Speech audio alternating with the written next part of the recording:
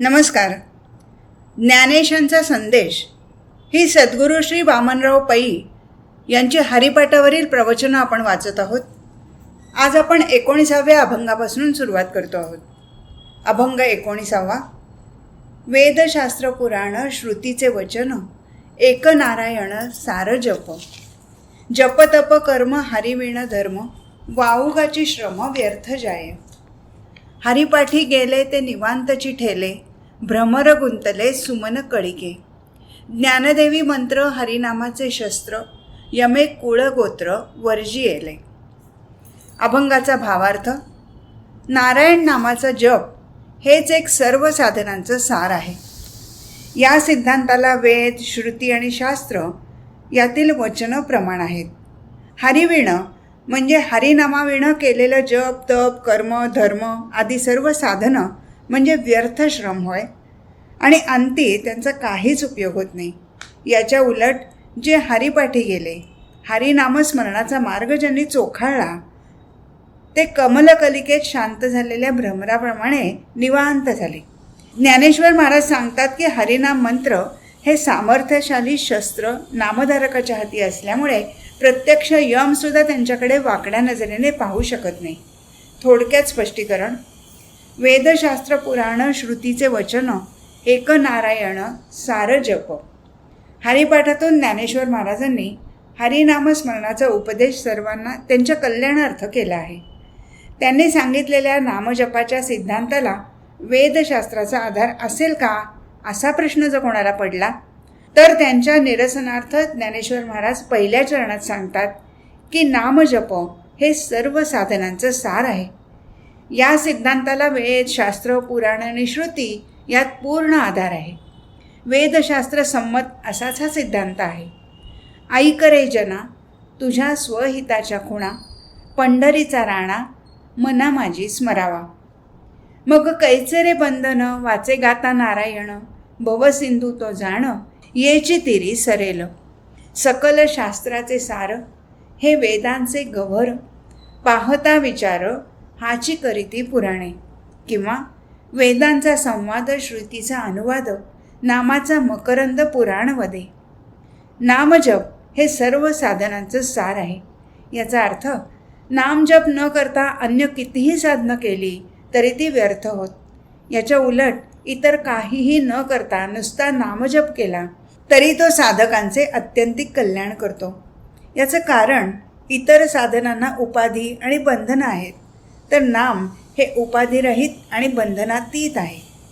जी साधनं स्वतःच उपाधी आणि बंधनांनी युक्त आहेत ती साधकाला उपाधिरहित आणि बंधमुक्त कशी करणार? नाम हे साधन मात्र उपाधिरहित आणि बंधनातीत असल्यामुळे नामधारकाला उपाधिरहित करून बंधनाच्या पलीकडे नेतं. म्हणून ज्ञानेश्वर महाराज दुसऱ्या चरणात सांगतात, जप तप कर्म हरिविण धर्म, वाऊगाचे श्रम व्यर्थ जाये. नाम जपाव्यतिरिक्त अनेक प्रकारचे मंत्र जप असतात. हे मंत्र विधिविधानपूर्वक जपले तरच फळले तर फळतात. पण जर का त्यात थोडीशी चूक झाली तर हित होण्याऐवजी अनहित मात्र होतं. अबद्ध मंत्र जपता जापक चळे, अबद्ध नाम म्हणता जडमूढ उद्धरले, असे संत बजावून सांगतात. खुद्द ज्ञानेश्वर महाराजांनी अन्य ठिकाणी सांगितलं आहे, अशौचिया जपो नये आणि का ते ऐको नये, ऐसिया मंत्रा ते जग बिहे, याचे फळणे थोडे, परी शोभणे बहु तैसा नवे हा मंत्र राज रे रे. मंत्रजप आणि नामजप यात फार फार फरक आहे. मंत्रजपात जी अनेक बंधनं आहेत ती नामजपात नाहीत. नामाचा जप कोणीही केव्हाही कुठेही कसाही केला तरी तो फळतो.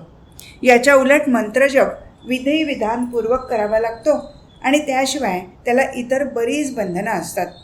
म्हणून ज्ञानेश्वर महाराज नामाला मंत्रराज म्हणतात. तात्पर्य, नामजपाव्यतिरिक्त केलेलं इतर मंत्रांचे जप व्यर्थ होत. त्याचप्रमाणे नाममार्ग सोडून देहदंडनाचा तपाचा मार्ग अनुसरल्यास संतापाशिवाय दुसरं काहीच पदरात पडत नाही. फारच झालं तर क्षुद्र सिद्धी प्राप्त होतात, पण त्याही साधकाला अंती नागवतात. तीच गोष्ट कर्माची.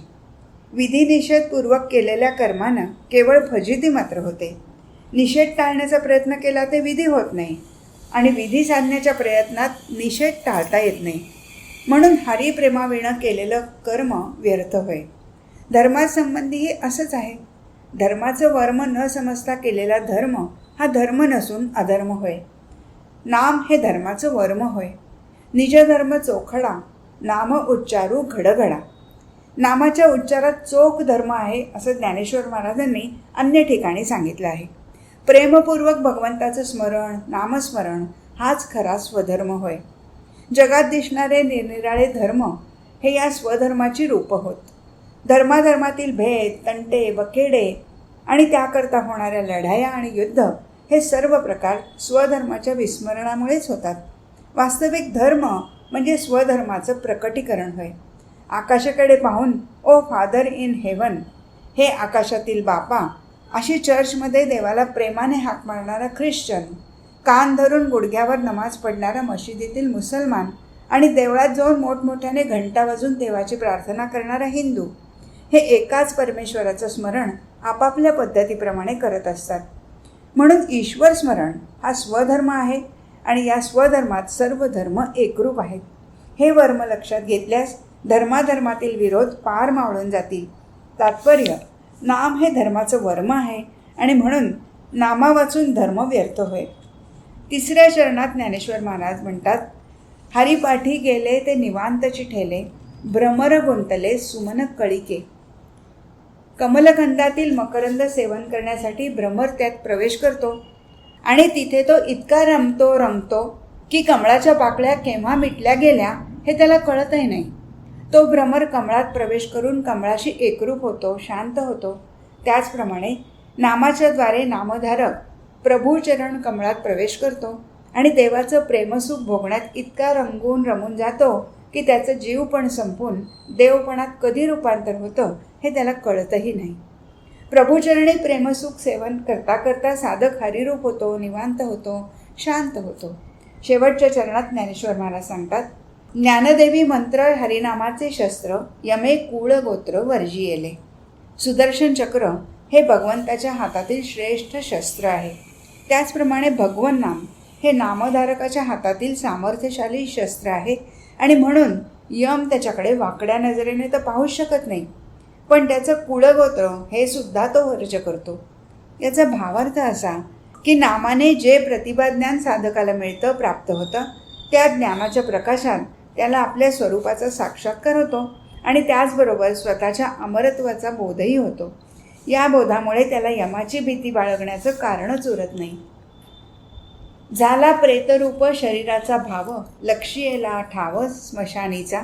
रडती रात्रंदिवस कामक्रोध माया, म्हणती हाय हाय यमधर्म. कारण यमाची सत्ता देहावर चालते आणि नामधारक देहाच्या पलीकडे स्वस्वरूपी वास करतो. परेहुनी परते घर, तेथे राहू निरंतर, असं नामदेव महाराज सांगतात. जी गोष्ट नामधारकाची तीच गोष्ट त्याच्या कुळगोत्राची. या कुळगोत्र या शब्दाने त्याचं केवळ रक्ताचे संबंधी असा अर्थ नाही. नामधारकावर जे प्रेम करतात, त्याचा आदर करतात आणि त्याच्याविषयी आपलेपणा बाळगतात ते त्याचे खरे नातलग, कुळगोत्र किंवा संबंधी होत. नामधारकाच्या संगतीने आणि त्याच्या उपदेशाने या सर्व संबंधीजनांना नामाची गोडी लागते आणि अंती त्यांनासुद्धा नामाच्या प्रसादाने स्वरूपाचा साक्षात्कार होऊन स्वतःच्या अमरत्वाचा बोध होतो. देहाच्या पलीकडे स्वरूपी स्थिर झालेले हे सर्व संबंधीजन नामधारकाप्रमाणेच यमाच्या तावडीतून आपोआप निसटतात. नामाचं हे महात्म्य ओळखूनच ज्ञानेश्वर महाराज सर्वांना उपदेश करतात, हरिमुखे म्हणा, हरिमुखे म्हणा, पुण्याची गणना कोण करी. अभंग 20. नामसंकीर्तन वैष्णवांची जोडी, पापे अनंत कोडी गेली त्यांची. अनंत जन्माचे तप एक नाम, सर्व मार्ग सुगम हरिपाठ. योगयाग क्रिया धर्माधर्म माया, गेले ते विलया हरिपाठी. ज्ञानदेवी यज्ञ यागक्रिया धर्म, हरिवीण नेम नाही दुजा. अभंगाचा भावार्थ, वैष्णवांची जोडी, प्राप्ती, लाभ म्हणजे भगवंताचं नामसंकीर्तन. याच्या योगाने त्यांची अगणित पापं नाहीशी होतात. अनंत जन्मी तप केल्यामुळे जे पुण्य मिळतं ते याच जन्मी साधकाला नुसत्या एका नामस्मरणाच्या साधनाने प्राप्त होतं. असं असूनसुद्धा हे नामस्मरणाचं साधन सर्व साधन मार्गात अत्यंत सुलभ आहे. योग, याग, क्रिया, धर्माधर्म आदी सर्व हरिनामापुढे माया म्हणजे व्यर्थ होत. हरिपाठाच्या, हरिनामाच्या दिव्य सामर्थ्यापुढे त्यांचा प्रकाशच पडत नाही. म्हणून ज्ञानेश्वर महाराज सांगतात की हरिविणं म्हणजे हरिनामाविणं दुसऱ्या कुठल्याही साधनावर, मग तो यज्ञ असो की याग असो, क्रिया असो की धर्म असो, नेम नाही, लक्ष नाही, म्हणजे हरिनामा वाचून दुसरी साधने मला पसंत नाहीत. थोडक्यात स्पष्टीकरण: नामसंकीर्तन वैष्णवांची जोडी, पापे अनंत कोडी गेली त्यांची. वैष्णव म्हटला की त्याला एकच गोष्ट प्रिय, ती म्हणजे नामसंकीर्तन. कामी मनुष्याला स्त्री आणि लोभी मनुष्याला पैसा प्रिय असतो, त्याप्रमाणे वैष्णवांना नामसंकीर्तन अत्यंत प्रिय असतं. किंबहुना नामसंकीर्तन हा त्यांचा प्राणच म्हटला तरी चालेल. अन्नाविना माणसे जगू शकत नाहीत, त्याचप्रमाणे नामसंकीर्तना वाचून वैष्णव जगूच शकत नाही. या नामसंकीर्तनाचा प्रभाव एवढा मोठा आहे की नामधारकाच्या हातून घडलेली पूर्वीची सर्व पापं ते त्वरित जाळून टाकतं. एकनाथ महाराज सांगतात, माझ्या एका नामासाठी जळती महापातकी कोटी, ऐकोनी नामाचा गजर, पळे महापातकाचा भार. सर्व पापांचं मूळ विकारात आहे, विकारांचं मूळ वासनेत आहे, आणि वासनेचं मूळ देहभावात आहे, आणि देहभावाचं मूळ स्वरूपाच्या विसरात आहे. नामाच्या अखंड संकीर्तनाने भगवत कृपा होऊन नामधारकाची प्रज्ञा जागृत होते आणि त्याला आपल्या स्वरूपाची ओळख पटते. स्वरूपाचं भान झाल्याबरोबर साधकाचा देहभाव नष्ट होतो, त्याच्या पापवृक्षाचं मूळच नाहीसं होतं आणि त्याबरोबर सर्व पापांचा नाश होतो. ज्ञानेश्वर महाराज पुढे सांगतात, अनंत जन्माचे तप एक नाम, सर्व मार्ग सुगम हरिपाठ. नामाचं महातप एवढं मोठं आहे की अनंत जन्म तप करून जी पुण्याई मिळते ती याच जन्मात नामाच्या संकीर्तनाने मिळते. शिवाय तपमार्गाने जी पुण्याई मिळते ती पापपुण्यात्मक असल्यामुळे फार तर स्वर्गाची प्राप्ती करून देईल आणि त्या पुण्याचा क्षय झाल्यावर त्या साधकाला परत मृत्यूलोकी आणेल. याच्या उलट नामाने जे पुण्य मिळतं ते शुद्ध पुण्य होय. स्वतः निवृत्तीनाथ सांगतात, नित्यनाम वाचे तोची एक धन्य, त्याचे शुद्ध पुण्य इये जनी. या शुद्ध पुण्याने नामधारकाला भगवंताचं प्रेमसुख अखंड भोगण्याचं भाग्य मिळतं. नामाचे एवढं अलौकिक सामर्थ्य असूनसुद्धा ते सर्व साधनात सर्वच दृष्टीने अत्यंत सुलभ आहे. म्हणून ज्ञानेश्वर महाराज सांगतात, योग, याग, क्रिया, धर्माधर्म, माया गेले ते विलया हरिपाठी. नामाच्या या सुलभ पण श्रेष्ठ साधनेपुढे योग, याग, क्रिया, धर्माधर्म आदी सर्व साधने व्यर्थ होत. कारण अत्यंत कष्ट करून किंवा अपरिमित खर्च करून जे या साधनांनी प्राप्त होतं त्यांच्यापेक्षा कितीतरी अधिक लाभ नामस्मरणाच्या सुलभ साधनांनी होतो. सूर्याचा उदय झाला की त्याच्या प्रकाशात चंद्र, तारे, चांदण्या वगैरेचा प्रकाश लयाला जातो. त्याप्रमाणे हरिनामाच्या तेजाचा प्रकाश एवढा मोठा आहे की त्या प्रकाशात इतर सर्व साधनांचा प्रकाश पूर्णपणे लयाला जातो. हरिनामापुढे इतर सर्व साधनं निष्प्रभ ठरतात. म्हणून शेवटच्या चरणात ज्ञानेश्वर महाराज सांगतात, ज्ञानदेवी यज्ञ, याग, क्रिया, धर्म, हरिवीण नेम नाही तुझा. गुरुकृपेने नामाचं हे अद्भुत सामर्थ्य मला कळल्यामुळेच ज्ञानेश्वर महाराज सांगतात, नामा वाचून इतर वर सांगितलेल्या कुठल्याही साधनाचा अवलंब करायचा नाही असा मी निश्चय केला आहे. इतरांना ते तोच उपदेश करतात, हरिमुखे म्हणा, हरिमुखे म्हणा, पुण्याची गणना कोण करी. अभंग 21. काळवेळ नाम उच्चारिता नाही, दोन्ही पक्ष माही उद्धरती. रामकृष्ण नाम सर्व दोषा हरण, जड जीवा तारण हरी एक. हरिनाम सार जिव्हा या नामाची, उपमा त्या दैवाची कोण वानी. ज्ञानदेवा सांग झाला हरिपाठ, पूर्वजा वैकुंठ मार्ग सोपा. अभंगाचा भावार्थ, नामाचा उच्चार संकीर्तन करण्यासाठी विशिष्ट काळ वेळेचं बंधन नाही. नामाचं महात्म्य इतकं अपूर्व आहे की नाम उच्चारणारा आणि ते ऐकणारा दोघेही उद्धरून जातात. साधकाचे सर्व दोष हरण करून नाम त्याला दोषमुक्त करतं. म्हणून जडजीवांना तारणारं एक हरिनामच आहे. खरोखर पाहता सर्व साधनांचं सार जे हरिनाम, त्या नामासाठीच ही जिव्हा देवाने दिली असून जो त्या जिव्हेचा उपयोग नामोच्चारासाठी करतो त्याच्या भाग्याचं वर्णन कोण करू शकेल. ज्ञानेश्वर महाराज सांगतात, आमच्या पूर्वजांनी असा हरिपाठ उपलब्ध केला म्हणूनच आम्हाला वैकुंठाचा मार्ग सोपा झाला. थोडक्यात स्पष्टीकरण, नामाविना जी इतर साधनं आहेत त्यांना काळ वेळेचं बंधन आहे. उदाहरणार्थ संध्यावंदन हे प्रातःकाळी, मध्यान्हकाळी आणि सायंकाळी अशा 3 वेळेसच केले पाहिजे. इतर वेळा संध्येला चालत नाहीत. त्याचप्रमाणे शुची अशुचीचे नियमही इतर सर्व साधनांना पाळावे लागतात आणि या नियमांचं उल्लंघन झाल्यास साधक ब्रह्म होण्याऐवजी ब्रह्म राक्षस मात्र अचूक व्हायचा. म्हणूनच तुकाराम महाराज सांगतात, मंत्र तंत्र काही करीसी जडी बुट्टी, तेणे भूतसृष्टी पावशील, अशौचिया बाधा आणिका अक्षरा, नाम निदसुरा घेता तरे. परंतु काळ वेळेचं बंधन किंवा शुची अशुचीचे नियम नामाला नाहीत. कुठल्याही परिस्थितीत नाम घेण्यास अडकाठी नाही. असाल तेथे नामाचे चिंतन, याहुनी साधन आणिक नाही. किंवा काळवेळ नसे नामसंकीर्तनी, उंच नीच योनी हेही नसे. धरा नाम कंठी सदा सर्व काळ, मग तो गोपाळ सांभाळील. एकनाथ महाराज भावार्थ रामायणात हेच सांगतात, नामासी नाही स्नानबंधन, नाही नामापाशी विधिविधान, अबद्ध नाम अतिपावन, नाम परिपूर्ण परब्रह्म. इतकंच नव्हे तर इतर साधनांनी जाणारा साधक हारच झाला तर स्वतःचा उद्धार करेल. परंतु नामाचं तसं नाही. नाम उच्चारणारा आणि नाम ऐकणारा दोन्ही उद्धरून जातात. याचं कारण असं की नाम आणि नामी यात अभेद आहे. नाम तेची परब्रह्म, जपयज्ञ तो परम, नामा म्हणे जनी ब्रह्म तेची नाम, घेता नेमधर्म सर्व काही. भगवंताच्या ठिकाणी जे दिव्यत्व, सामर्थ्य आणि शक्ती आहे ते दिव्यत्व, सामर्थ्य आणि शक्ती भगवन नामात आहे. म्हणून नामाच्या उच्चाराने त्या दिव्य लहरी म्हणजे डिव्हाइन व्हायब्रेशन्स वातावरणात निर्माण होतात. त्या लहरी सर्वत्र पसरतात आणि माणसांच्या विचारावर, उच्चारावर आणि आचारावर परिणाम करून त्यांच्यात आमूलाग्र परिवर्तन घडवून आणतात. साध्या नादामध्ये काय सामर्थ्य आहे याची कल्पना वैज्ञानिकांना आताशी येऊ लागली आहे. घंटानादाने क्षयरोगाचे म्हणजे टीबीचे जंतू मारता येणं शक्य आहे असं आढळून आलं आहे. त्याचप्रमाणे नादाचा ओघ पाण्यात सोडून त्यातील मारक जंतूंचा नाश करता येतो असे शोध विज्ञानाने लावले आहेत. तात्पर्य, साध्या नादात जर इतकं सामर्थ्य असतं तर भगवंताच्या दिव्य नामात, नादब्रह्मात किती सामर्थ्य असेल याची कल्पनाच केलेली बरी.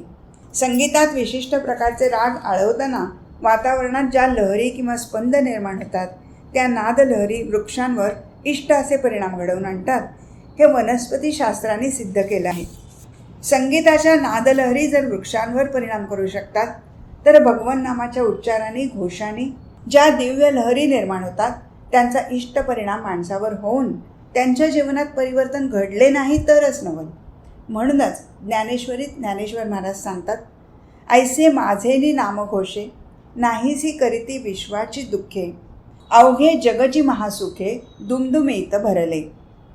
अणुध्वम ॲटम बॉम्ब फुटल्यावर त्याचे परिणाम सर्व जगात होतात हे खरं, परंतु त्याचे भयंकर परिणाम नजीकच्या आसमंतातील प्रदेशात होतात आणि दूरच्या प्रदेशावर त्या मानाने कमी परिणाम होतो.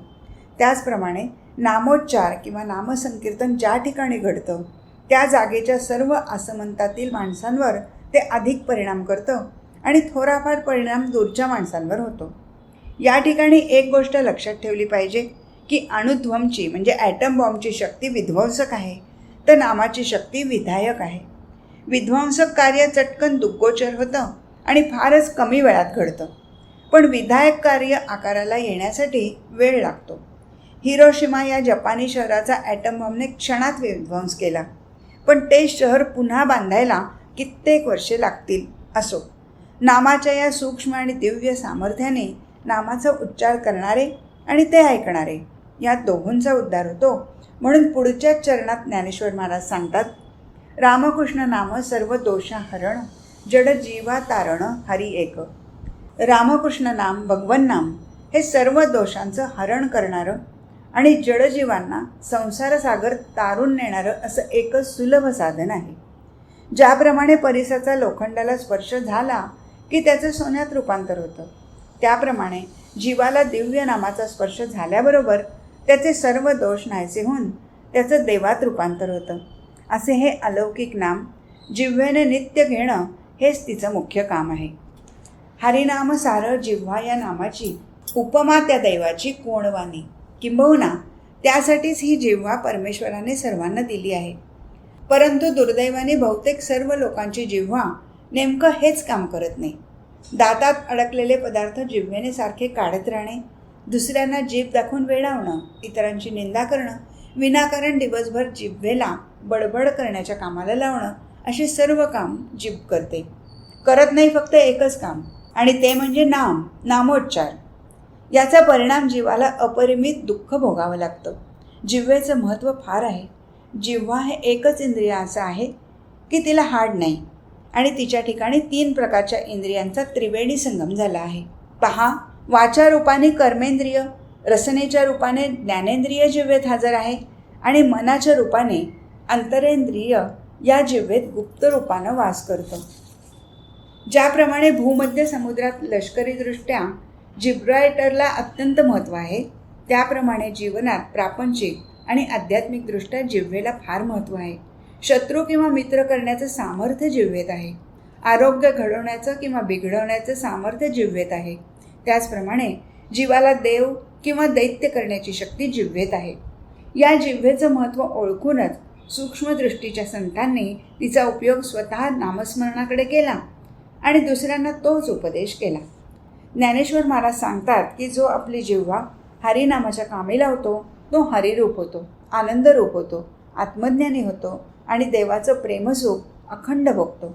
म्हणूनच त्याच्या भाग्याचं वर्णन कोण करू शकेल. शेवटच्या चरणात ज्ञानेश्वर महाराज सांगतात, ज्ञानदेव सांग झाला हरिपाठ, पूर्वजा वैकुंठ मार्ग सोपा. याचा भावार्थ असा की आमच्या पूर्वजांनी सांग असा हरिपाठ उपलब्ध केला, म्हणूनच आम्हाला वैकुंठीचा मार्ग सोपा झाला. व्यवहारात सुद्धा आपण पूर्वजांच्या पराक्रमाच्या गोष्टी सांगतो, पूर्वजांचा महिमा वर्णन करतो आणि पूर्वजांनी जे लहान मोठे शोध लावले त्याचा लाभही आपण घेतो. खरं सांगायचं म्हणजे आपण सर्व आपल्या पूर्वजांचे विविध प्रकारे ऋणी आहोत. भगवन नामाचा अद्भुत शोध आमच्या पूर्वजांनीच लावला, त्या नामाचा महिमा आमच्या पूर्वजांनीच सांगितला, आणि हरिनाम हे सांग आहे म्हणजे सर्व अंगाने युक्त आहे. वैकुंठाची जवळची वाट हरिनामच आहे, हे सर्व आमच्या पूर्वजांच्या कृपेनं कळलं, म्हणून आम्हाला वैकुंठीचा मार्ग सोपा झाला. ही गोष्ट लक्षात ठेवूनच ज्ञानेश्वर महाराज पहिल्याच अभंगात म्हणतात, ज्ञानदैव म्हणे व्यासाची या खुणा. या शब्दात व्यासांचं म्हणजे पूर्वजांचं आमच्यावर जे ऋण आहे त्याचा उल्लेख करतात. नामस्मरण हीच वैकुंठाची वाट आहे आणि याच वाटेने आमचे पूर्वज वैकुंठाला गेले, ही गोष्ट ज्ञानेश्वर महाराजांनी अन्य ठिकाणी स्पष्ट केली आहे. ते म्हणतात, ज्ञानदेवी अभ्यास मोठा, नामस्मरण मुखा वाटा, पूर्वज गेले वैकुंठा, हरी हरी स्मरता. तुकाराम महाराज तेच सांगतात, आजा मिळ पापराशी, नामे नेला वैकुंठासी, किंवा वैकुंठासी जावे तुका म्हणे त्याच्या नावे. तात्पर्य, नाम ही वैकुंठाची जवळची वाट आहे. हा शोध आमच्या पूर्वजांनी अत्यंत परिश्रम करून लावला. निळोबाराय सांगतात, संत एकांती बैसले, सर्वही सिद्धांत शोधिले, ज्ञानदृष्टी अवलोकिले, सार काढिले निवडोनी. ते हे श्रीहरीचे नाम, सर्व पताका करी भस्म, अधिकारी उत्तम अथवा अधम, चारी वर्ण नरनारी. याचप्रमाणे नाम हे सांग आहे असे ज्ञानेश्वर महाराज सांगतात. नामाकडे कुठल्याही अंगानं पाहिलं तरी ते पूर्ण आहे असं आढळून येतं. नाम सर्वांगाने सर्व गुणाने कसं युक्त आहे ते पहा. 1. नाम अमोल पण बिनमोल आहे. 2. नामाच्या ठिकाणी वर्णभेद, आश्रमभेद किंवा जातीभेद नाही. 3. नामाच्या ठाई स्त्री पुरुष भेद नाही. 4. नामाला काळ वेळेचं बंधन नाही. 5. नामाला शुची अशुचीचे नियम नाहीत. 6. नामाला सोहळं ओळं नाही. 7. नामाला साक्षरतेची किंवा विद्वत्तेची जरुरी नाही. 8. नाम घ्यायला कष्ट नाहीत. 9. नाम स्वयंपूर्ण आहे म्हणजे नामाला इतर उपकरणांची किंवा उपचारांची जरुरी नाही. 10. नाम हे प्रत्यक्ष स्फुरद्रूप परब्रह्म आहे. असं हे सांग नाम पूर्वजांनी मोठं परिश्रम करून उपलब्ध केलं, म्हणूनच आम्हाला वैकुंठीचा मार्ग सोपा झाला. आपल्या पूर्वजांचं हे ऋण फेडण्याचा मार्ग म्हणजे त्यांनी दिलेलं हे सांग नाम कंठात अखंड धारण करणं हाच होय. म्हणून ज्ञानेश्वर महाराज सर्वांना उपदेश करतात, हरिमुखे म्हणा हरिमुखे म्हणा, पुण्याची गणना कोण करी. अभंग 22. नित्यनेम नामी ते प्राणी दुर्लभ, लक्ष्मी बल्लभ तयाजवळी. नारायण हरी भुक्तिमुक्तिचारी घरी त्यांच्या. हरिविण जन्म नरकची पै जाणा, यमाचा पाहुणा प्राणी होय. ज्ञानदेव पुसे निवृत्तीसी चाड, गगनाहुनी वाढ नाम आहे. अभंगाचा भावार्थ. ज्याचं भगवान नामावर नेम आहे, प्रेम आहे, लक्ष आहे, असा प्राणी, असा मनुष्य दुर्लभ आहे. अशा नामधारकाजवळ लक्ष्मी वल्लभ म्हणजे भगवंत सदैव वास करतो. नारायण हरी या नामाचा जो अखंड जप करतो त्याच्या घरी भुक्ती आणि चारी मुक्ती नांदतात. हरिनामाविणं जन्म म्हणजे साक्षात नरकच होय, असा मनुष्य यमाचा पाहुणा होतो. म्हणजे यम त्याला मृत्यूनंतर शिक्षा करण्यासाठी परलोकाला घेऊन जातो. ज्ञानेश्वर महाराज निवृत्तीनाथांना नामाच्या स्वरूपासंबंधी मोठ्या आस्थेने प्रश्न विचारतात आणि त्याला उत्तर मिळतं की नाम हे गगनाहून आकाशाहूनही वाढ म्हणजे मोठं आहे. थोडक्यात स्पष्टीकरण. नित्यनाम नामी ते प्राणी दुर्लभ, लक्ष्मी वल्लभ तयाजवळी. माणसाचं लक्ष इतर सर्व ठिकाणी जातं, पण नामाकडे मात्र चुकून जाईल तर शपथ. माणूस सर्वांवर प्रेम करेल, पण भगवान नामावर त्याचं प्रेम स्थिर होणं कठीण आहे. एखादाच दुर्मिळ मनुष्य की त्याचं लक्ष फक्त नामावरच स्थिर होतं. एखादाच दुर्लभ मनुष्य की ज्याचं नामावर प्रेम जडतं. परंतु परमभाग्याने जर संत संगती मिळाली, नामधारकाचा संग झाला, तर साधकाच्या ठिकाणी नामाची गोडी निर्माण होते. नामाचं प्रेम त्याच्या चित्तात जडून जातं आणि अखंड नामस्मरण नित्यनेम नामी हेच त्याच्या जीवनाचं सारं सर्वस्व होतं. अशा नामप्रेमी नामधारकाजवळ भगवंत नित्य वास करतो. प्रेम ही गोष्टच अशी आहे की ती दिल्याविना मिळत नाही. भगवंताचं नाम, त्याचं प्रेम चित्तात जडल्या वाचून भगवंत आपल्यावर प्रेम करत नाही. परंतु एकदा का नामाचा वेध लागला की भगवंत नामधारकाच्या मागे पुढे सदैव वास करतो. म्हणूनच तुकाराम महाराज म्हणतात, नाम ज्याचे कंठी धावे त्याच्या पाठी पाठी, मागे पुढे उभा राहे सांभाळीत, आलिया आघात निवारावे. त्याचप्रमाणे ज्ञानेश्वर महाराज पुढे सांगतात, नारायण हरी. अशा भगवान नामाचा अखंड जप करणाऱ्या नामधारकाला भुक्ती म्हणजे भोग, ऐश्वर्य आणि चारी मुक्ती प्राप्त होतात. नारायण हरी भुक्तिमुक्ती चारी घरी त्यांच्या. नामाच्या सामर्थ्याने संतांना ऐश्वर्य प्राप्त होतं, परंतु या ऐश्वर्याचा संत स्वीकार करत नाहीत, कारण त्यामुळे नसत्या उपाधी मागे लागतात. शिवाजी महाराजांकडून चालून आलेलं ऐश्वर्य तुकाराम महाराजांनी परतून लावलं. मिळालेला परीस, भागवताचा परीस नामदेव महाराजांनी नदीत बुडवून टाकला. तुकाराम महाराज सांगतात, सर्व सुखे माने येती लोटांगणी, कोण तयासी आणि दृष्टीपुढे. सिद्धी प्राप्त झाल्या तरी संत त्यांच्याकडे ढुंकूनही पाहत नाहीत. याचं कारण ऐश्वर्याचा स्वीकार किंवा सिद्धीचा उपयोग केल्यामुळे भलतेच लोक भोवती गोळा होतात आणि नसत्या भानगडी निर्माण होतात. शिवाय या ऐश्वर्याचा आणि सिद्धींचा संतांना काहीच उपयोग नसतो, कारण त्यांच्यामुळे जो विषयानंद मिळतो त्यापेक्षा अनंत पटीने श्रेष्ठ असा प्रेमानंद त्यांना प्राप्त झालेला असतो. अखंड नामस्मरणाने भुक्ती मिळते, त्याप्रमाणे चारी मुक्ती साधकाला प्राप्त होतात. 3ऱ्या चरणात ज्ञानेश्वर महाराज सांगतात, हरिवीण जन्म नरकची पै जाणा, यमाचा पाहुणा प्राणी होय. जीवनात जर रामनाम नसेल तर जगण्यात राम नाही. हे जीणं व्यर्थ होय. किंबहुना हे जीवन म्हणजे विषाने भरलेला नरकच होय. ज्ञानेश्वर महाराजांचं हे विधान सर्वसाधारण मनुष्याला पटणार नाही. याचं कारण विषय सुखाच्या पलीकडे त्यांची दृष्टीच गेलेली नसते. डुकराला विष्ठेच्या पलीकडे काही रुचकर पदार्थ आहेत याची कल्पनाच नसते आणि म्हणून तो त्या नरकातच लोळत राहतो. त्याचप्रमाणे विषय सुखाच्या पलीकडे अत्यंत श्रेष्ठ असा प्रेमानंद आहे याची कल्पना माणसातल्या श्वानसुकरांना नसते आणि म्हणून ते विषय सुखदुःखातच पिचत पडतात. तुकाराम महाराज सांगतात, तरीच जन्मा यावे दास विठोबाचे व्हावे, नाही तरी काय थोडी श्वानसुकरे बापुडी. यालाच ज्ञानेश्वर महाराज नरक असं म्हणतात. अशा लोकांना मृत्यूनंतर यम शिक्षा देण्यासाठी परलोकाला घेऊन जातो. यमाचा पाहुणा प्राणी होय. याचा भावार्थ थोडक्यात पाहू. मनुष्य जिवंत असताना त्याच्या ठिकाणी असणाऱ्या जबरदस्त वासनेची तृप्ती तो जवळ पैसा असेल तर पैशाच्या जोरावर, पैसा नसेल तर कर्ज काढून किंवा अन्य प्रकाराने विषयभोगाने करू शकतो. व्यसनांच्या किंवा विषयांच्या अधीन झालेली ही माणसं सर्वसाधारणपणे जिवंतपणीच त्यांच्या कर्माने यमलोकाचं दुःख भोगतात. परंतु दैवयोगाने जर त्यांना हे जिवंतपणीच यमदुःख भोगावं लागलं नाही तर मृत्यूनंतर मात्र ते त्यांना चुकत नाही. याचं कारण असं की मृत्यूनंतर स्थूल देह जातो, पण सूक्ष्म देहासकट वासना शिल्लक राहते. मृत्यूनंतर आणि पुढचा जन्म येईपर्यंतचा जो मध्यंतरीचा काळ, त्या काळात अशा व्यसनी किंवा विषयासक्त लोकांचं फार हाल होतात. याचं कारण असं की सूक्ष्म देह जवळ असल्यामुळे या लोकांना कुठेही गमन करता येतं. अर्थात त्यांना पाहिजेत ते सर्व विषय त्यांच्यासमोर हजर असतात, परंतु त्यांचा भोग घेऊन वासनेची तृप्ती करण्यासाठी त्यांच्याजवळ स्थूल देह नसतो. याचा परिणाम असा होतो की विषय जवळ असून भोगायला मिळत नाहीत, म्हणून या लोकांची अत्यंत तडफड होते आणि या तडफडीत यमाचे सर्व दुःख भरलेले असते. खांबाला बांधून ठेवलेल्या दारुड्या माणसाच्या समोर जर दारूने भरलेलं पीप ठेवलं तर त्याच्या जीवाची काय तडफड होईल याची कल्पना करावी. अशीच तडफड मृत्यूनंतर व्यसनी किंवा विषयी लोकांची होते. यालाच यमाचा नरकवास असं म्हणतात. शेवटच्या चरणात ज्ञानेश्वर महाराज नामाचा उत्कृष्ट असा सिद्धांत सांगतात.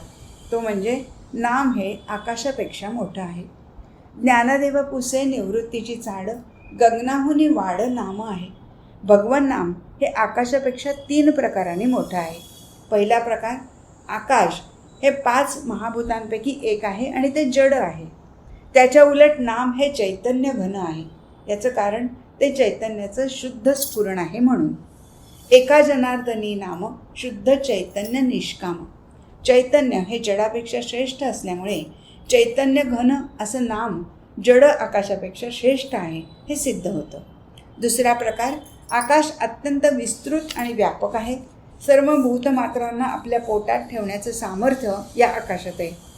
परंतु आकाश हे जड असल्यामुळे याला कुठेतरी सीमा आहे आणि शिवाय भूतमात्रांना तारण्याचं सामर्थ्य आकाशात नाही. याच्या उलट भगवंताच्या नामाचा महिमा एवढा आगाध आहे की त्याला सीमा नाही. नामाचा महिमा कोण करी सीमा, जपा श्रीरामा ऐक्या भावे. त्याचप्रमाणे भूतमात्रांना तारण्याचं सामर्थ्य नामात आहे.